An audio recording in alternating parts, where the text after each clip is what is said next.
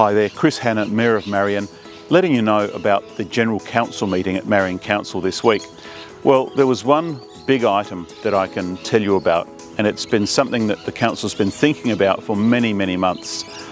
We own a building, a house, on a double block in Edwardstown, and it's being used as disability housing. We don't actually manage the property directly. We lease it to a disability provider and they look after the property. The fact is though that the residents at the moment aren't happy and we can't do anything about it while the lease is in place and the conditions of the lease are being kept to. Marion Council's owned the property since the 1980s. It originally was taken on as an old folks home, and then when that proved no longer tenable, it was given over to provide accommodation for people with disabilities. But the question for the community and the council is, should we be owning houses for disability services and accommodation? It's not our specialty, it's not our core business, but we do care very much about the residents that are in the house at the moment. So what we've done, we've said we're going to put out a proposal for consultation to actually sell the house to a suitable disability accommodation provider, somebody who knows the business and can really look after those residents. So the first stage is community consultation. That will come back to council for another decision.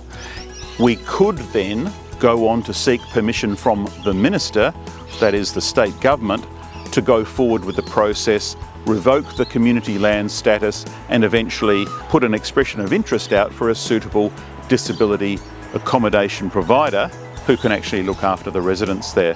So it's quite a lengthy process, but we're in this with the state government every step of the way because they actually own a majority of the property, about 58% of it.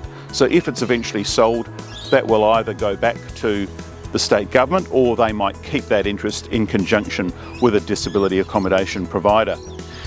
Also, the government can buy the property if they wish at any time for their own purposes, either to have state-run disability accommodation or to outsource it to someone else. And furthermore, even if we get to the point of finding a suitable purchaser, and that is somebody who will look after the residents who are there at the moment, the government can still step in and prevent that sale from going ahead.